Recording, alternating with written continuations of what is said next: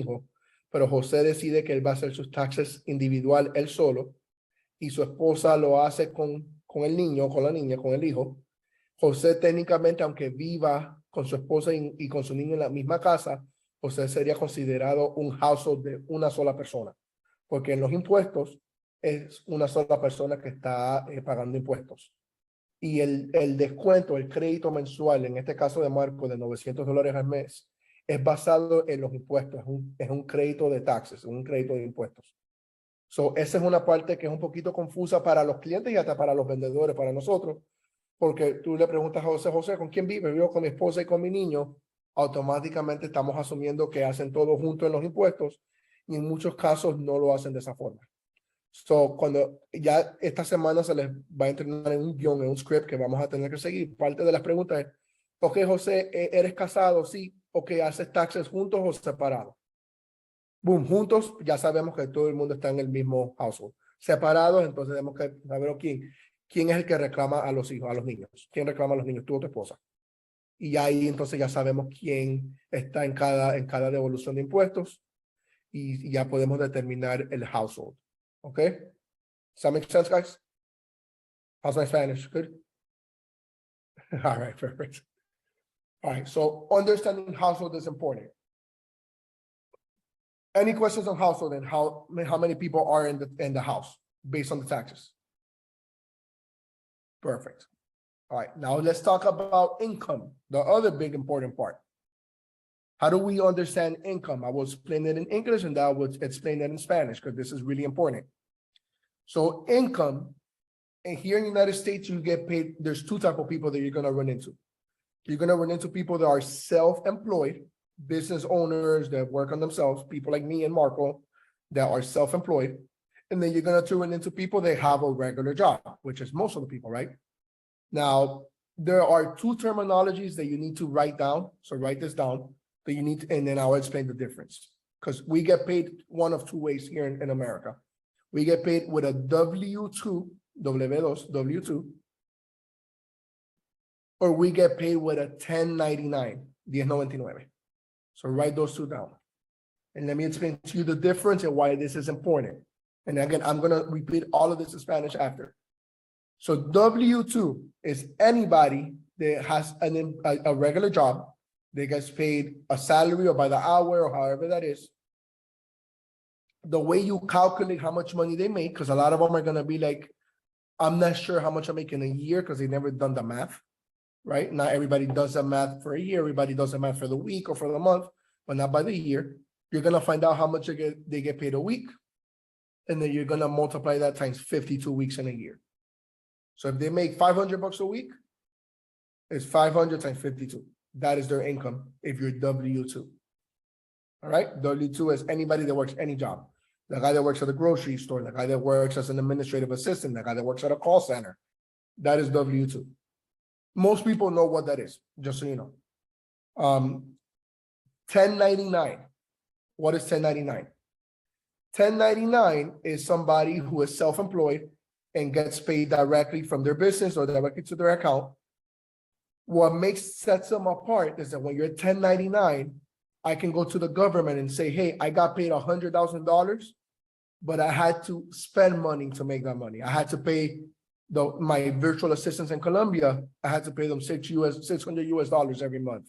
I had to pay my office. I had to pay the coffee in the office. I had to spend money in gas, driving places. I had to pay for Zoom to be able to be on a Zoom call for more than 30 minutes.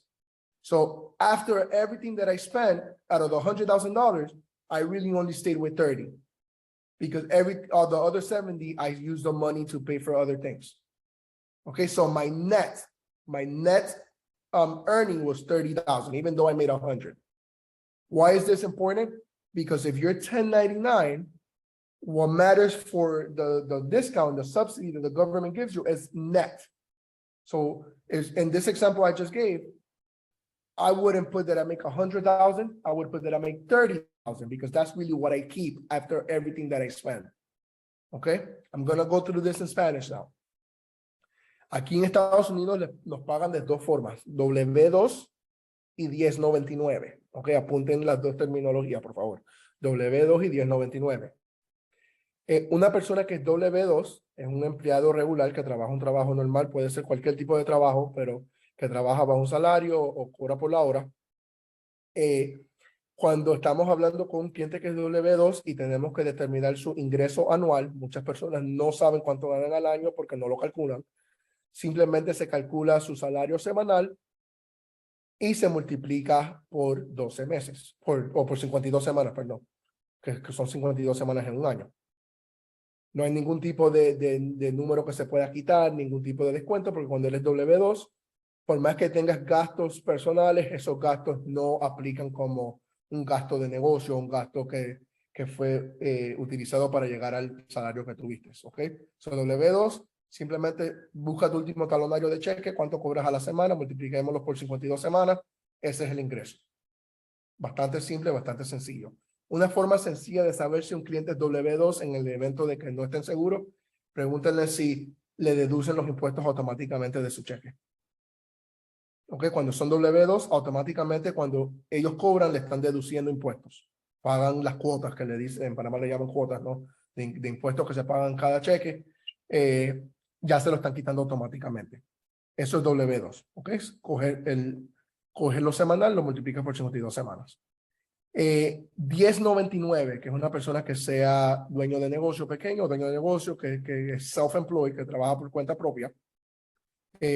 No simplemente dueños de negocio, pero les doy ejemplos aquí, muchos ejemplos, personas que cortan pelo, personas que hacen las manicuristas, que hacen las uñas, los que dan masajes, muchas de esas personas trabajan por cuenta propia. Un 1099 se coge el ingreso anual igual, pero cuando a la hora de ellos pagar impuestos, el ejemplo que di cuando lo expliqué ahorita en inglés, es que vamos a decir que yo me gané $100,000 en el año. A la hora de yo pagar impuestos, yo voy a tener deducciones. Yo voy a deducir mis gastos de oficina, mis gastos de planilla de empleados que pagamos. Voy a deducir si, por ejemplo, si corto pelo, las maquinitas de cortar pelo, las tijeras, todo eso son deducciones, ¿verdad? Porque sin eso yo no podía ganar. So, a la hora de pagar impuestos, en vez de $100,000, yo le estoy diciendo al gobierno, me quedaron $30,000. Porque me gasté 70 tratando de levantar el negocio. Ese es el ingreso neto. Si eres 1099, el ingreso que se toma en cuenta para un descuento es el ingreso neto. ¿Ok? W2 es el ingreso bruto, ¿verdad? Porque no importa si te gastaste gasolina y tuviste que hacerlo, el W2 no te da ninguna deducción. En 1099, ingreso neto. En W2, ingreso bruto. ¿Alguna pregunta sobre eso?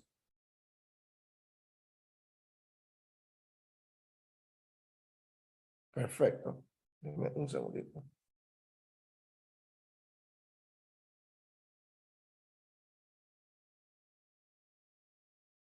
All right. Okay. So, en el evento de Marco, por ejemplo, y vuelvo y repito, we're going to have a script, un guión donde van a estar aprendiendo qué preguntas hacer y cómo determinar qué tipo de ingresos tienen, ¿verdad? En el caso de Marco, muchos de estos clientes ya son clientes, ya los ingresos, ellos saben, entienden la terminología, pero en el evento que es una persona nueva, en el script, yo les enseñaríamos qué preguntas hacer. En el caso de Marco, yo le preguntaría a Marco, ¿cuál es el ingreso de tu casa? Tal vez me diga un número extremadamente alto porque él gana buen dinero. ¿Qué, Marco, tú trabajas por cuenta propia? Sí, perfecto. ¿En qué cantidad, cuánto es que tú pagas, cuánto reportas, cuánto tú le pagas impuestos? ¿Ok? Entre menos, mejor. Muy importante, ¿verdad? Entre menos, mejor, porque ¿qué sucede? En muchos casos las personas como que le da miedo de decir que porque darle la vuelta a los impuestos es el juego de todo el mundo aquí, tratando de deducir gastos y muchas veces le da miedo decirlo. Es importante que ellos entiendan que entre menos mejor, para que nos hablen con claridad y nos digan la verdad. All right, going back to English. So any questions about household and income, the two most important things, right? Pretty self-explanatory once you understand the differences. These are things, again, that we're going to keep practicing through the next couple of days because it is extremely important that we get this right. And it's extremely important that you're comfortable because you want to sound confident when you're talking to clients, right? You want to let them know that you're the expert, that you're their advisor, that you're there for them, that you're going to walk them through everything. So we're gonna do a lot of exercises. I believe our agenda for Friday is gonna be full-blown role playing. All we're going to do is role play, and I'm gonna throw crazy scenarios at you so you know how to pivot. You're probably gonna get it wrong with me, but that's good, because if you get it wrong with me, that means you get it right with them. Okay? Very important to know that here, no question is stupid. If you're not sure about something, ask.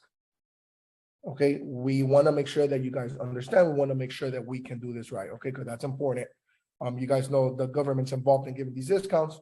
We don't want to do it wrong. We want to do it right, so we can keep our clients long term, and we can hopefully all of us have a working relationship for a long time to come.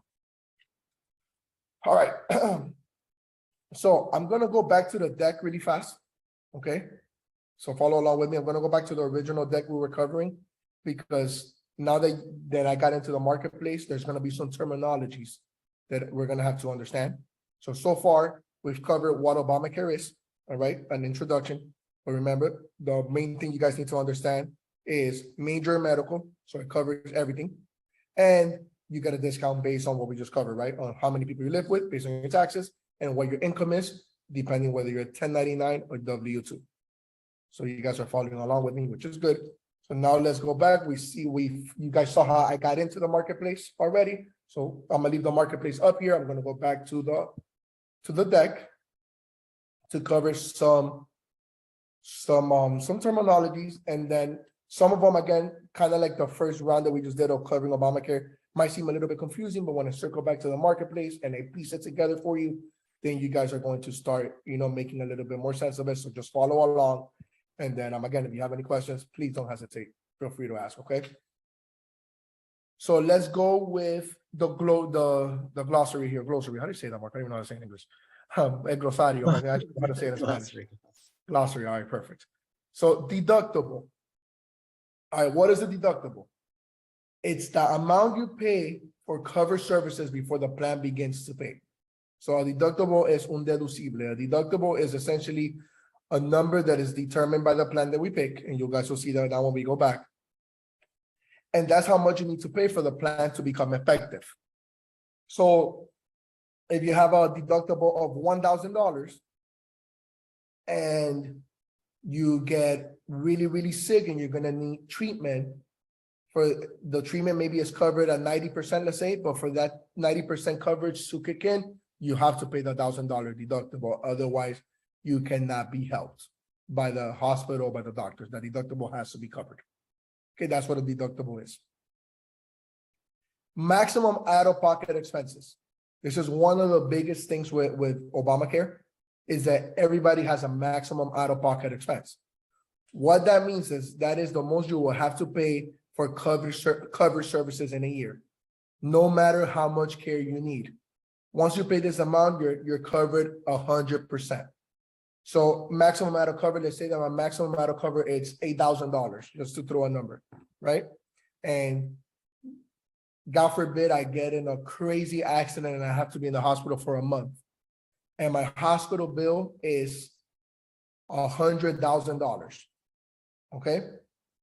The maximum I can spend out of my pocket in a year is gonna be $8,000. So that $100,000 bill will just be $8,000 for me, because that is the most I can ever cover. I can never pay, I'm sorry. Okay, does that make sense? Pretty self-explanatory. All right, so we covered deductible. That is how much you need to pay upfront for the insurance to kick in for something that's not covered. Maximum out of pocket is the most you will ever spend. Let's talk about these two other terms that are a lot more important to people, right? Because deductible and maximum out of pocket is typically in case of emergencies that they really come into play. Co-payments and coin insurance is something, which is the one I'm going to explain now, is something that is more day-to-day.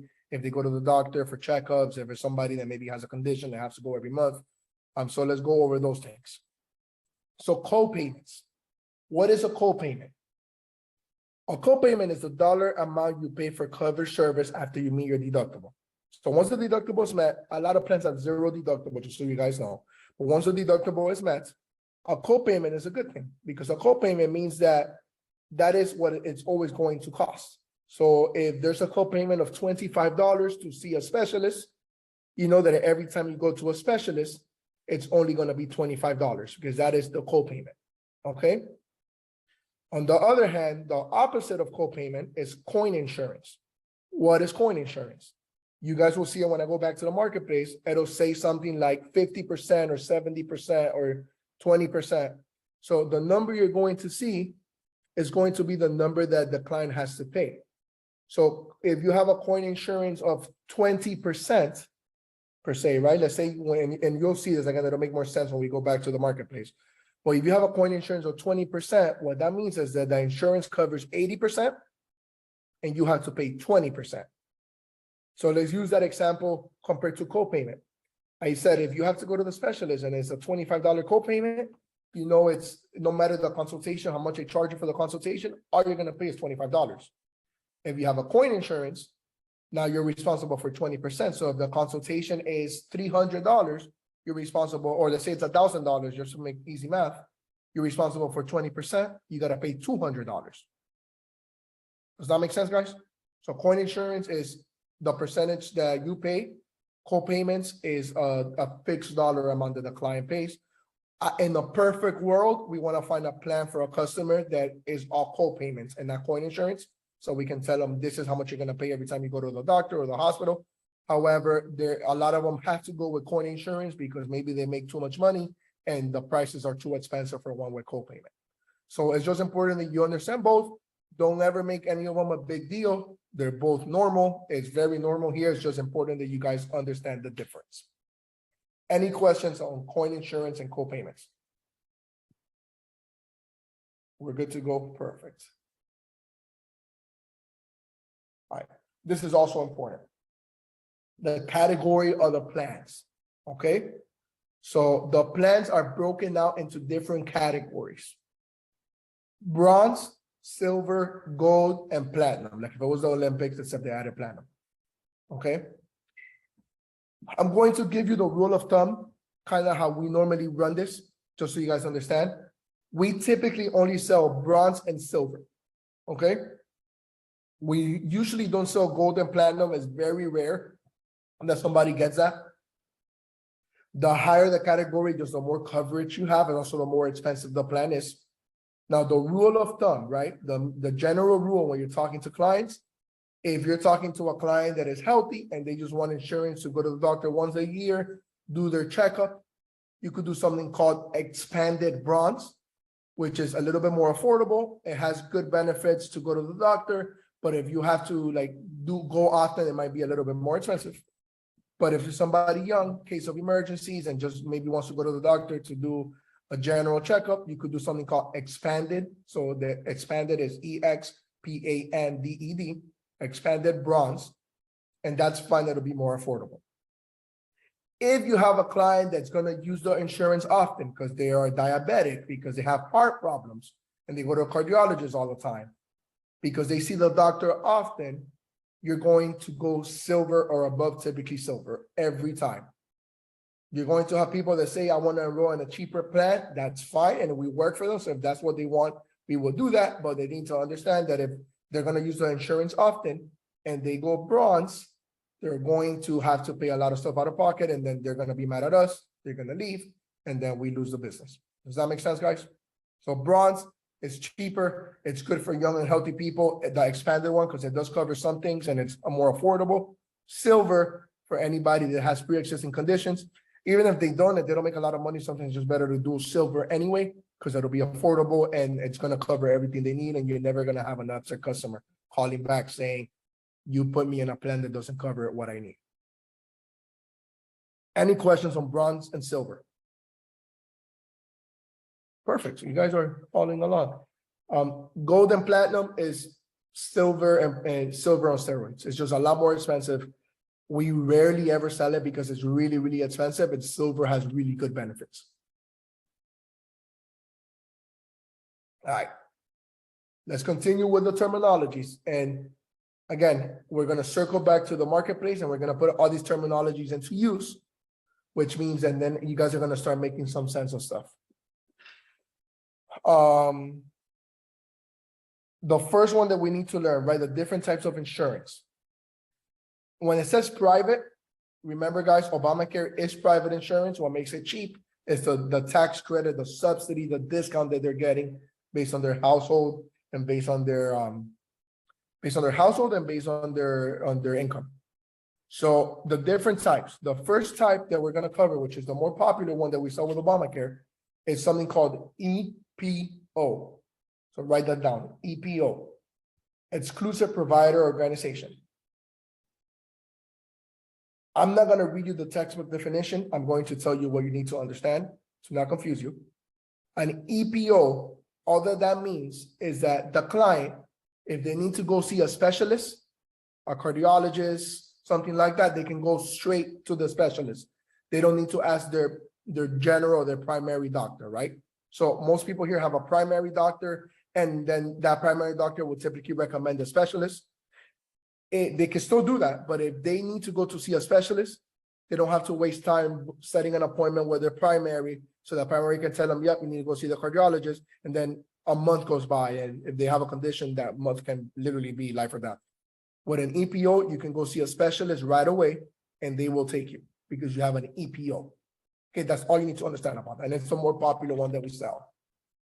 The other one we sell a lot, well, the second one most popular, it's an HMO. An HMO is the total opposite of an EPO. You need a referral. So you have to go through your primary doctor to be able to go see a specialist. Again, it's something that's very common. EPO, the lovely part about EPO is that you don't have to do that, but there's a lot of areas that don't offer EPOs. So we need to go HMO. HMO just means that they need to get a referral to go see a specialist. Okay. We're going to skip all of this because none of this is going to apply to you. All right, we can stop it here. Let's go back to the marketplace. All right. So let's kind of circle back to what we covered so far on this second stretch of the deck, right? We went over deductibles, co-payments, co-insurance, and maximum out of pocket. We went over the different types of plan, bronze, silver, gold, and platinum. And we went over the difference between EPO and HMO. So now let's put that to work. So we're going to try to sell Marco insurance again. So Marco, I'm going to say you're diabetic, bro. I'm sorry. But Marco's diabetic, so he needs to use a doctor all the time. So it is important that Marco gets one type of plan. So if somebody this is the first quiz of the day. If somebody is going to use the doctor often, are we going bronze, silver? What are we going with? Who wants to take a guess here? You can write it in the chat if you want. Silver, I would say. Yeah, that was perfect. Thank you, Alina. So it's going to be silver. Yeah, and everybody that wrote it, thank you guys. So there's a million plans in Marco's area, right? So we need to narrow it down. If we scroll down in the marketplace on the left, you see the metal levels. Remember I said expanded bronze? Well, Marco uses the insurance a lot because he goes to get his refill for insulin every month. We need to put silver. So we're going to just click silver, and automatically, my screen, you see how it's changing? It's going to give me all the silver plans in Marco's area. Okay, you guys are with me? Now, I put that Marco was low income, right? So if it's a low income person, here on the right where it says, let me minimize my screen, where it says lowest premium, I'm normally going to change this to lowest deductible. Why? Because remember we talked about the deductible being what they need to pay for their insurance to kick in. If you notice, Offer It, Marco qualifies for a $0 plan with $0 deductible. Why? Because Marco has a $913 credit that he could use, and this plan, normally if you go directly to this company, is $904 a month. So that's how you start seeing what people qualify for. This plan here, it's an HMO, right? So let's say that Marco tells you, I need to see my specialist often. Maybe I want to look for something that's not an HMO, but this specific plan is an HMO. And the maximum out of pocket, remember the other terminology we covered? In this case, it's a family maximum out of pocket because it's him and his wife, right? They're going to get the coverage. It's $3,400. So if Marco takes this plan, right, and he has, God forbid, a catastrophic event, and he goes to the hospital, and they're like, Marco, we need to do emergency surgery right now. How much does Marco have to pay up front? $0, because there's no deductible, so the insurance kicks in. We'll get into the details of how much the cost of the surgery might be, but even if the surgery is $100,000, the maximum Marco will have to pay out of pocket is $3,400. Does that make sense? Are you guys following me along? Okay. I'm going to show you now that we kind of use every terminology we learned into one plan, right? Just so you see how, where you can find what that means and what that means to the customer. Let's go over some of the companies that we're going to be using, just to give you, so you guys write down the names. Because we're going to try, and we only say try because at the end of the day, our job is to enroll the customer in the plan that they want. But there are certain companies that are stronger in the area that we're going to be working on, one. And two, we have better relationships with them, so they help us, and which if we can help, you guys can help, obviously. So the companies that we're going to be using the most is this first one that you see here, which is Aetna. Oh, my bad. You don't have to put the whole CVS Health, just Aetna, A-E-T-N-A. So write that down. So actually, let's look at them on the left. So Aetna CVS Health, it's one company that we're going to use a lot. Another company we're going to want to use a lot is going to be the last one in the bottom, United Healthcare. Those are the two strongest ones this year. However, there's going to be two more that we'll probably use often because people know them. They're smaller companies, but here in Florida, they're very known. It's going to be Ambetter, right here where my mouse is, if you guys can see that, so write that down. And then it's going to be Oscar, which I don't know if the owner of Oscar, his name, I'm assuming is Oscar, but I'm not sure why they named it that. But so those are the four powerhouses that we're going to be working with. Aetna, United, ideally those two first. So we'll lead with that. Depending on the client, maybe there's a doctor they need to see or something, we might have to go Oscar or Ambetter. Okay. And the good news there is Aetna and United Healthcare are very big, well-known companies here. So so everyone's going to know those names and immediately trust those names. So those are the carriers that we want to lead with. But ultimately, we want to make sure we put the client in the best plan possible. A lot of times they're just going to be focused on what they pay every month.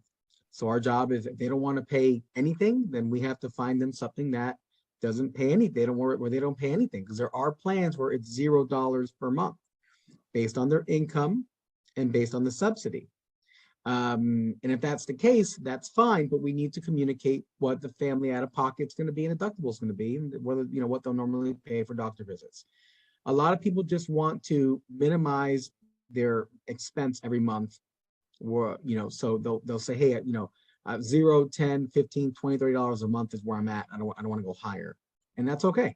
And also finding out what they're currently paying, right? Because remember, all these clients that you're going to be speaking to are coming from a healthcare provider called Bright.